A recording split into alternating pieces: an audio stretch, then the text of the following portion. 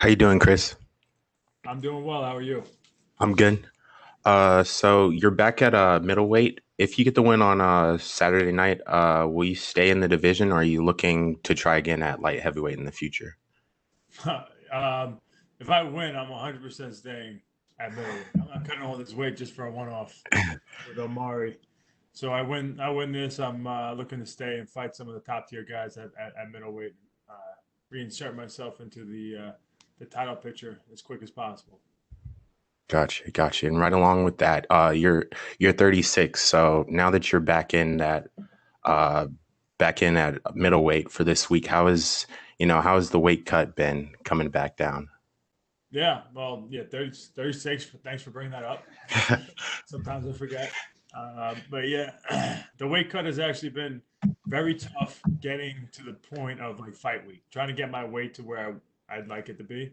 I had a bunch of plateaus during training camp where the weight wasn't coming down, and I had to be super disciplined with food like never before. I used to be able to have cheat meals, kind of like over the weekends and stuff like that, and then get back to eating healthy, and I'd make weight at 185, 185, kind of, I wouldn't say no problem, but I'd be fine. I'd get my weight to where I want to on fight week. This time there was definitely some plateaus and there was no cheat meals. It was very very disciplined eating and training habits. All right. But I So will say, as far as getting into fight week, my weight is exactly where I want it to be. As far as cutting the water weight out, so I'm in a good spot. Gotcha, gotcha. So, you had your bout against Jack Hermanson canceled earlier this year because of the pandemic, and I know that New York has had some pretty heavy restrictions in place. So, how has your training been affected, if at all? Yeah, well, New York still doesn't. They haven't even given us a timeline to where we could have gyms open yet. So it's kind of crazy out there. I did get a bunch of training in New York, but I ended up going out to South Carolina, training at Upstate Karate with Wonder Boy and then his team because they haven't been closed down. And I was able to get like a legitimate camp in, and it was actually good. Being away from the family and just kind of focused on training, not as many distractions. It was a good, nice uh, focus camp. Awesome. Appreciate your time, Chris. That's all for me. All right, thank you. We'll go next to Gustavo Faldal with ESPN Brazil. Your line is open. Chris, Hey, first of all, I'm good, thank you. Hope you're doing fine as well. I am. What's the mindset to get back to winning in the UFC? Um, the mindset is just to focus.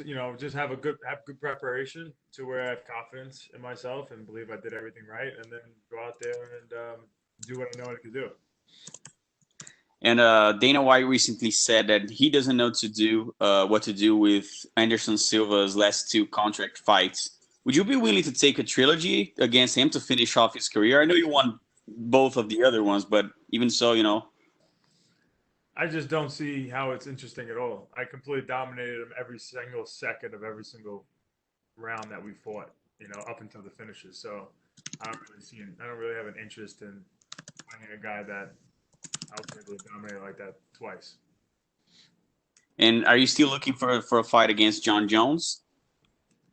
Well, coming off a loss at 205 and a bunch of losses at 85, right now I am not looking for a fight with John Jones. At some point in the future, I'd love to have that, but I gotta make my mark back at 85 again and get on a winning streak here first before I start talking like that. And the last one from my part, do you still think about the belt? Do you know what you got to do to get back in that belt conversation at middleweight? Just go out there and be me and dominate, and I think the performance will speak for itself. And then I don't know how many fights it'll take to get back in that position, but I'm willing to just head right back out there as soon as possible again and prove it once more. So doesn't matter. I feel healthy. I feel great. I'm confident, and I'd love to get this fight under my belt and then have another one as soon as possible. Okay, thanks, Chris. Thank you. We'll go next to Ezekiel Bergonzi with Super Luchas. Your line is open. Hey Chris, how are you? I'm good. How are you? Fine, thank you. My question is, what readjustments did you did for this fight? Um, Akhmedov is a strong opponent with a few losses, and he's on a winning streak. So, which is your strategy to face him? What's my strategy in facing Akhmedov? Yeah. Pressure, takedowns, jiu-jitsu, striking, everything. I think I'm the better guy everywhere. He's a dangerous guy. He fights very hard in all positions. But I do feel like I'm a level above him in pretty much every aspect of fighting. So I just gotta go out there and prove it. I'm not expecting it to be easy, but I want to make it. I want to show that there's different levels to this. And how do you think that winning against Akhmedov will give you a lot of confidence to face maybe a top contender in the middleweight division? How do you reveal yourself after the loss against Reyes and the previous one? How it was that process? Yeah, well, I mean, this is my first time fighting somebody who's not in the top 5 or top 10 in 9 years. So going against top competition is not something that I need to really like. It's not going to throw me off. I have a lot of experience with that. That's where I belong. Um, so I just get finished with this fight, and I'm taking him very serious. And then we'll see what happens next. And what do you think about the new fighters in this division, like Vettori, Adesanya, who is, despite that he's the champion, that he's a really new competitor in this division. Now Whitaker just beat Till, and Cannonier is kind of back. So how do you analyze this division, and how do you think you can put yourself in there and in this time now? What do you think about that?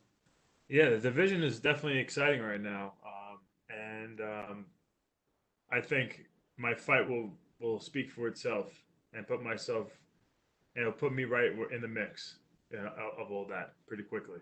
So, Thank you and good luck on Saturday. thank you. We'll go next to Alistair Bishop. Your line is open. Chris, how are you, sir? I'm good. How are you? Fantastic, thank you. Chris, I just wanted to touch on, you mentioned plateauing through your way through weight camp, through your training camp. What do you attribute that to? Do you think just the miles on the body is just getting a bit harder to get that weight down? I think, my last time making 85 was 2018. So I had a couple years of just not really having to keep my body weight that low, and my body's not as accustomed to getting down quick like it was in the past. So I think that coupled with getting a little older, I think probably slowed it down a little bit as like, how much fat you can get off and how quickly it takes. Okay. At this point in your career, obviously, I think it's 1 in 5. Do you feel like your back's against the cage at the moment? Yeah, I do feel like that. I feel like that all the time, and I'm 1 in 5 in my last 6 fights, which is something that everybody wants me to say. So there you go.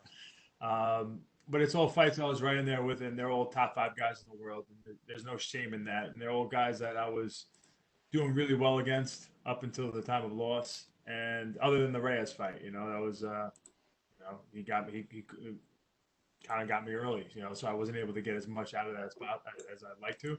But that's kind of sometimes how mixed martial arts works. So I just know what my potential is, and I did everything right in training, and I'm just going to go out there and put it on the line, and we'll see what happens. Do you think this sort of matchup stylistically gives you a good opportunity to show your grappling prowess and really just show off your talent? Yeah, I think so. I think this fight's a great fight for me to showcase my skills. Not taking anything away from Omari, but I think against any of the guys um, that I fought and I'm going to be fighting, I have that opportunity. But um, I just really trained really well for this fight and sacrificed a lot, and I feel better than ever. Without looking past Amari, obviously, if you could pick up a win on Saturday, where would you see yourself in the division? we I don't know. I think the fight will speak for itself, and I'm going to be right in the mix of things. You know, I'm the top guys. Um, I'll be right in there with the top guys. I think to where I'll have some big fights offered. And the last one from me. So, obviously, we mentioned the one win and 5 losses in the last 6 fights.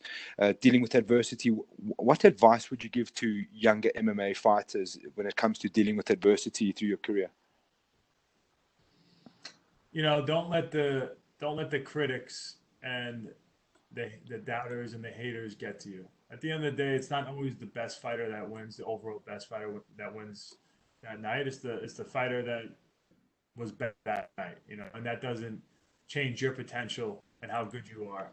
You know, so you got to be able to refresh, restart your mindset, and keep your confidence, and just keep training hard. Fantastic. Thank you, sir. Best of luck. Thank you. We'll take our final questions from Sumik Datta with Sportskeeda. Your line is open. Chris, What's that? Hello. Hello. Yes, I'm doing. Hello. Hi. in the lead up to this, you said that you're almost in a must-win situation now. Being a champion, do you feel that this is the most pressure you've ever felt in your UFC career so far? No, I've had I've had lots of pressure on me since the beginning. From lots of hype to fighting for multiple championship fights, to coming off of losses and then finding my way to wins. I've I've had it I've had it all, and so for me, it's just another day in the office, man. So you're Omari Akhmedov as well. So, but this will be the first time he faces someone of your caliber, you know, someone who's been a champion. So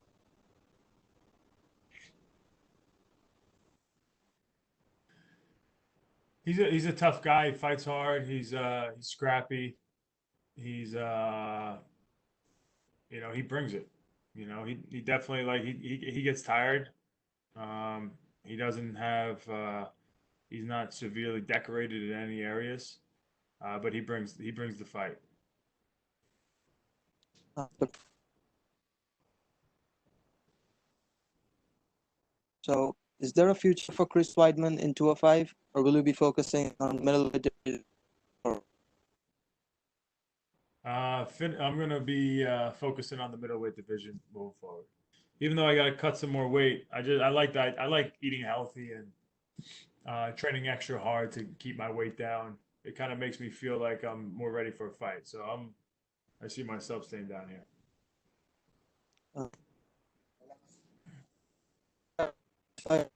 set to fight Jack Hermanson, but that got cancelled. Given the result goes your fight. Sure. Yeah, we'll see. We'll see what happens. You know, he had a nice W over Gastelum. I got a nice W over Gastelum. We both finished him with submissions. I wouldn't mind that at all.